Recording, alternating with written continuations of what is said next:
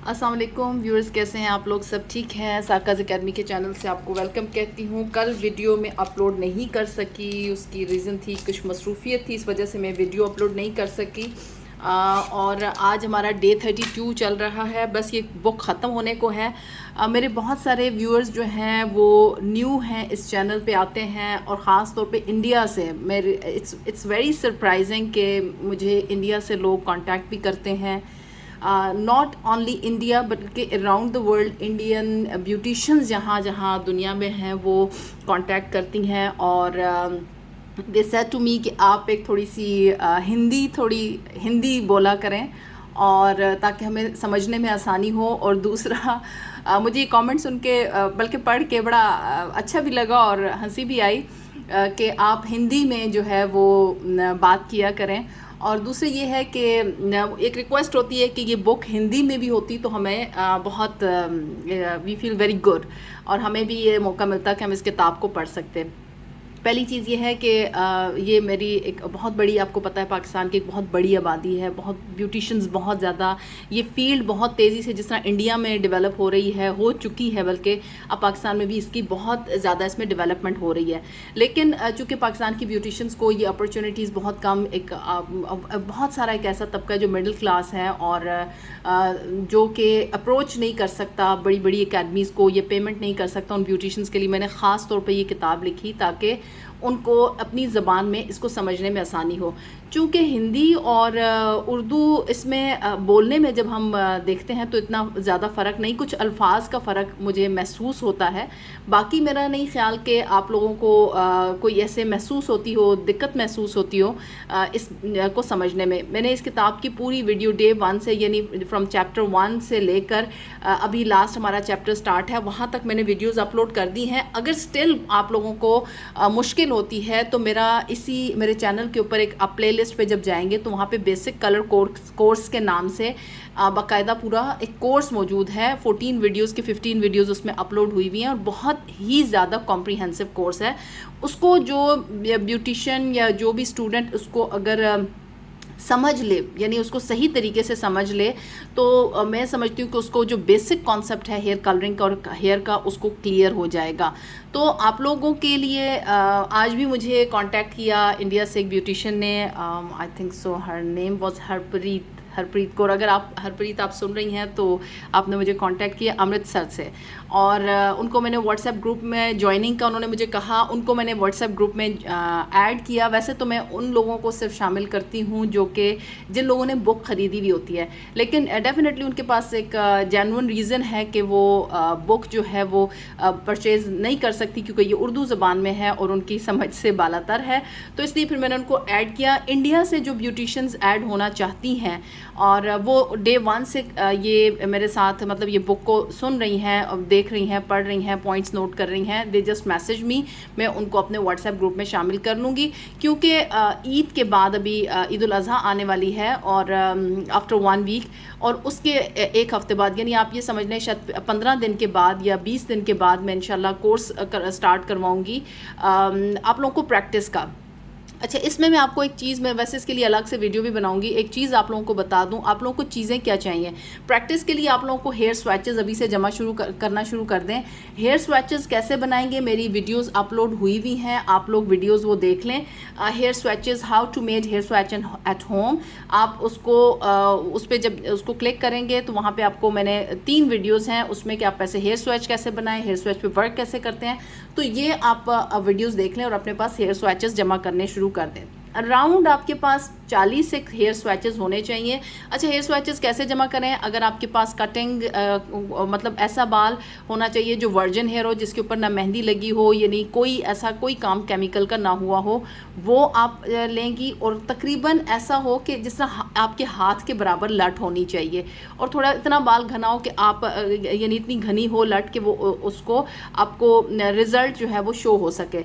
दूसरा, आपने जो आप मेहंदी वाला बाल भी लें, आप मेटालिक डाई बाल भी लें जिसके ऊपर मेटालिक डाई हुआ है, आप ग्रे हेयर बाल भी लें, उनके स्वैचेस भी इकट्ठे करें। यानी आपको जहाँ से स्वैचेस मिल रहे हैं, आप स्वैचेस मीन्स के बाल मिल रहे हैं, तो आप वो इकट्ठे करें। और स्वैच कैसे बनाना है वो मैंने वीडियोस अपलोड की हुई हैं, आप वहाँ से देख लें और उस तरीके से आप स्वैचेस बना के अपने पास इकट्ठे कर लें। अब आ जाती है बात के ब्रांड किसके ऊपर काम करूँगी। तो मैंने आप लोगों को सिखाना है पोस्टकॉम, जो उसके स्पेन की ब्रांड है, और उसके ऊपर मैं आपको सिखाऊंगी। अब जैसे इंडिया है या around the world, let's say बहुत सारी जगह ऐसे हैं जहाँ पे पोस्टकॉम अवेलेबल नहीं है। किसी को वेला अवेलेबल है, किसी को परवाना अवेलेबल है, किसी को गोल्ड लॉरियल तकरीबन हर जगह पे अवेलेबल है। और इसी तरीके से हर एक के पास अपना अपना कोई ना कोई ब्रांड है जिसके ऊपर वो काम कर रहे हैं। होगा क्या कि मैं आप लोगों को उसके ऊपर बताऊंगी। आप लोग अराउंड द वर्ल्ड जहाँ जहाँ जो लोग इन वीडियोस को देखेंगे, मैं क्योंकि वीडियोस अपलोड करूंगी यूट्यूब के ऊपर भी, वो अपने रिज़ल्ट्स जो हैं वो आप लोग मुझे व्हाट्सएप ग्रुप पे शेयर कर सकते हैं, और मैं आप लोगों के रिज़ल्ट्स यहाँ पे भी अपनी वीडियोस में भी दिखाऊंगी। आप लोग एक छोटी सी वीडियो बना के मुझे भेजेंगे अपने, लाइक आपने थोड़ा सा फास्ट फॉरवर्ड करके 1 मिनट की वीडियो हो, 1 मिनट से कम की वीडियो होगी तो मैं उसको इंस्टा पे लगाऊंगी, और तकरीबन 2 से 3 मिनट की वीडियो होगी तो मैं उसको यूट्यूब के ऊपर लगाऊंगी। आप बेशक अपना नाम और अपना उसका सलोन का नाम और अपना कॉन्टैक्ट बेशक वहाँ पे मेंशन करना चाहें तो कर सकते हैं, मैं उसको अपने चैनल के ऊपर चलाऊँगी। और किस तरीके से आपने रिज़ल्ट लिया है वो भी आप लोगों को आप लोग बताना चाहें तो आप बता सकते हैं। ये मैं अपॉर्चुनिटी अपने स्टूडेंट्स को दूंगी। तो आफ्टर 20 डेज़ आप अभी से अपने हेयर स्वैचेस बनाना शुरू करें, उनको इकट्ठा करें, और कलर्स कौन कौन से ज़रूरत होंगे, किस किस टाइप के कलर ज़रूरत होंगे वो मैं व्हाट्सएप के ग्रुप में शेयर कर दूंगी। आप लोग अपने पास स्टॉक इकट्ठा करें, और जो स्टूडेंट्स हैं वो भी थोड़ा थोड़ा करके ग्रेजुअली ख़रीदना शुरू करें, और ताकि जब मैं क्लासेस स्टार्ट करूँ तो आप लोगों को आसानी हो और आप लोग प्रैक्टिकल्स कर सकें। राइट। अच्छा, अब चलते हैं, काफ़ी लंबी बात हो गई है हमारी आज की। जो मेरी ये है, हम सफ़ेद बालों के बारे में, ग्रे हेयर के बारे में हम बात कर रहे थे। ग्रे हेयर कल मैंने आप लोगों को काफ़ी डिटेल से ग्रे हेयर के बारे में हमने पढ़ा। आज इसको हम पढ़ेंगे कि सफ़ेद बालों को कलर करने के लिए कुछ मुफीद मालूमात। पेज नंबर है 122। नंबर 1, बेहतरीन ग्रे हेयर कवरेज के लिए लेवल 7 मीडियम ब्लॉन्ड या फिर उससे डार्क लेवल का इंतखाब करें। ठीक है, ये बात आप लेवल 7 या उससे नीचे मैक्सिमम आप अगर लाइटर शेड जाना चाहते हैं तो आप सफ़ेद वालों पे लेवल 7 जा सकते हैं। लेवल 8, 9, 10 ये ग्रे हेयर कवरेज के लिए मौजू नहीं है, और क्यों मौजू नहीं है ये शुरू के चैप्टर्स में मैं बता चुकी हूँ। नंबर 2 क्या है, कलर मिक्सिंग के लिए 20 वॉल्यूम का डेवलपर इस्तेमाल करें। अच्छा, उसकी रीज़न ये होती है, जो डेवलपर्स होते हैं ये ऑक्सीजन रिलीज़ करते हैं, और एक ग्रे हेयर को या कवरेज के लिए यह अच्छा मॉलिक्यूल डेवलप होने के लिए आपके साथ, आप कलर के साथ मैच करता हुआ अगर डेवलपर इस्तेमाल नहीं होगा तो ऑक्सीजन प्रॉपर रिलीज़ नहीं होगी और कवरेज भी सही तरीके से नहीं होगी। तो 20 volume is the best normally समझा जाता है कि वो आप 20 वॉल्यूम के साथ ग्रे हेयर कवरेज करें। लेकिन अगर आपने डार्कर शेड करना है, ज़्यादा डार्क शेड करना है, तो आप 10 वॉल्यूम के साथ भी कर सकते हैं। सिर्फ फैशन शेड लगाने के बजाय नेचुरल कलर को भी फैशन शेड में शामिल करें। मसलन अगर 25% बाल सफ़ेद हैं तो बाल सफ़ेद हैं सर पर, तो कलर की मिक्सिंग इस तरह करें, 75% फैशन शेड और 25% नेचुरल शेड। यानी ज़रूरी नहीं है कि आप नेचुरल शेड के ऊपर ही जाएं, अब बहुत सारे लोग फैशन शेड पे भी जाना चाहते हैं। तो फैशन शेड में आप ये है कि अगर आपने फैशन शेड करना है और 25% बाल सफ़ेद हैं तो आप 75% आप लेंगे फैशन शेड और 25% आप लेंगे नेचुरल शेड। अगर 75% बाल सफ़ेद हैं तो मिक्सिंग फार्मूला ये होगा, 25% अगर 50% बाल सफ़ेद हैं तो मिक्सिंग फार्मूला ये होगा कि 50% फैशन शेड और 50% नेचुरल शेड। और अगर 75% बाल सफ़ेद हैं तो मिक्सिंग फार्मूला ये होगा 25% fashion shade plus 75% natural shade. अच्छा, ये शेड्स को आप किस तरीके से करेंगे कि कौन सा नेचुरल आपने करना है, और ये देखिए मैं आपको समझाती हूँ। मैं एग्जाम्पल में पोस्टकॉम के कलर से ही लेती हूँ कि जैसे 7.7 शेड है, ये सैंडी का शेड है, ठीक है। अब कोई क्लाइंट जो है वो 7.7 शेड करना चाहती है, लेकिन उसके बाल 50% बाल जो हैं वो सफ़ेद हैं, 50% बाल सफ़ेद है। तो क्या करना है कि आप नेचुरल नंबर 7, ठीक है, प्लस ये 50% यानी आधी ट्यूब ये लेंगी और 50% आप 7.7 की लेंगी। सही है। तो ये सॉरी मुझे नज़ला शुरू हुआ है तो उसकी वजह से नाक जो है वो मुझे तंग कर रही है।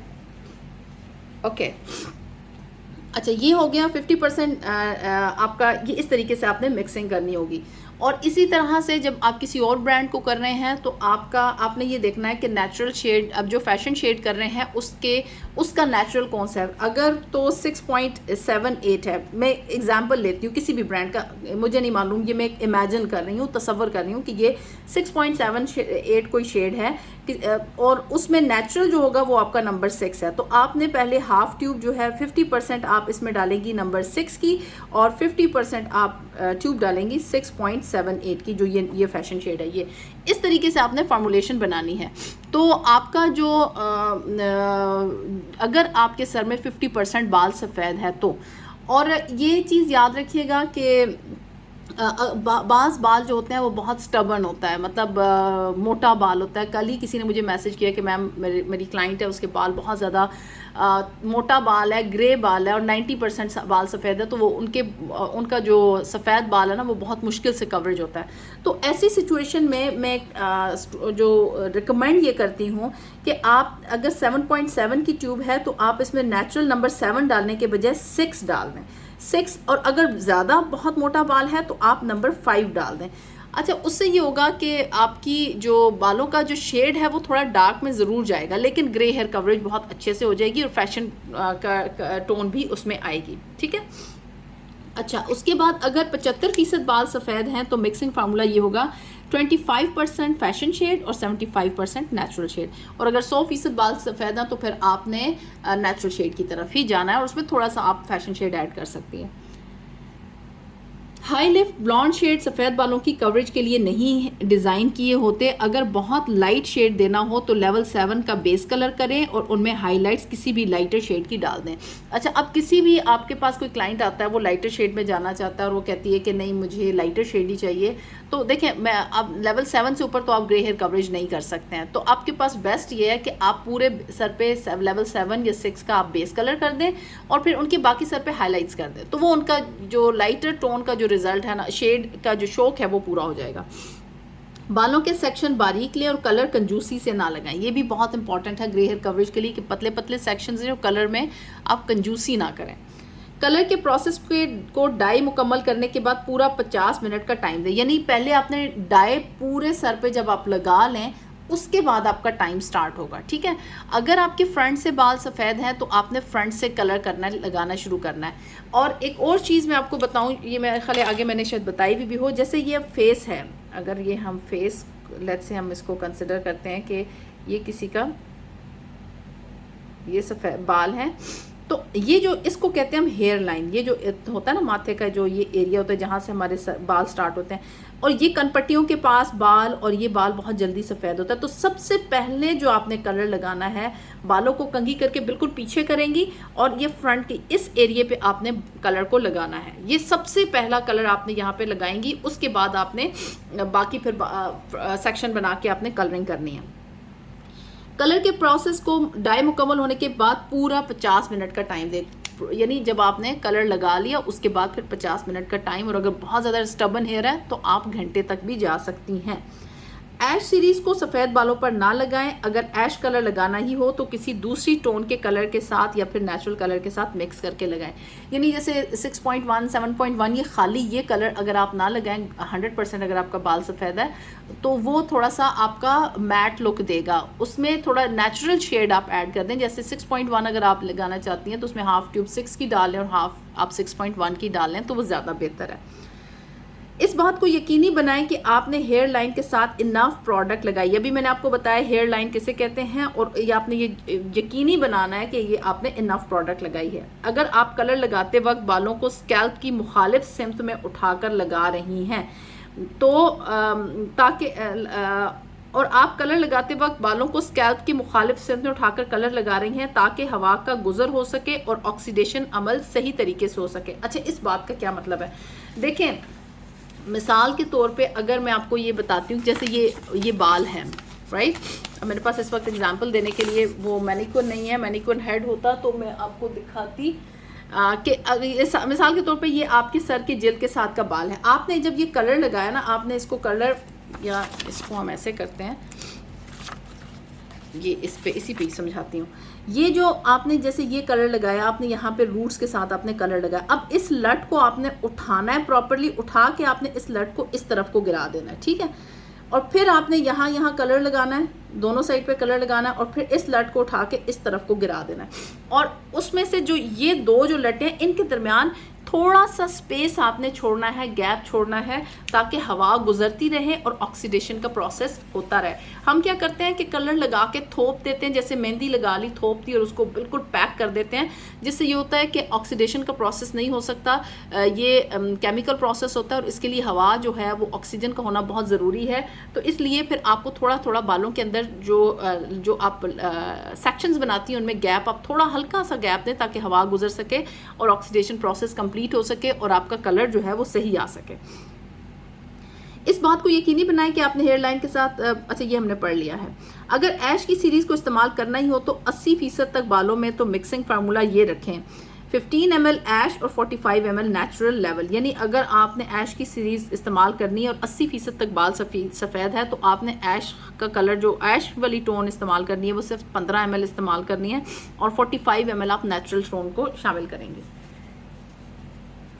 10वां हमारे पास क्या है कि violet based colour cream formula को जो कि लेवल 8 या उससे लाइट हो सफ़ेद बालों पर ना इस्तेमाल करें। वॉयलेट बेस्ड कलर्स जो होते हैं बहुत सारे, आप एक और चीज़ मैं आपको बताऊं कि जो ब्रांड्स आप लोग इस्तेमाल करते हैं ना, कोई भी आप ब्रांड इस्तेमाल करते हैं, उसमें क्या होता है कि कुछ उनका जो बेस पिगमेंट होती है, कुछ की ग्रीन होती है, कुछ की वॉयलेट होती है, कुछ की ब्लू होती है, कुछ की जो होती है ये रेड भी होती है।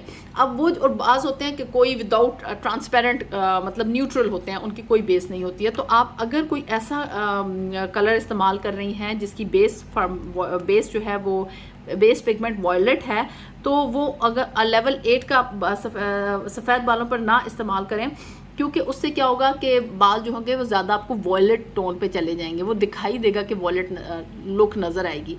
तो ये जो कुछ टिप्स हैं ये मैंने आप लोगों को बताई सफ़ेद बालों को कवर करने के लिए। कल हम इंशाल्लाह, कल तो क्लास नहीं होगी, सैटरडे संडे हमारी कोई क्लास नहीं होती, फ्राइडे सैटरडे संडे हमारी क्लास नहीं होती, हमारी क्लास होती है मंडे टू थर्सडे।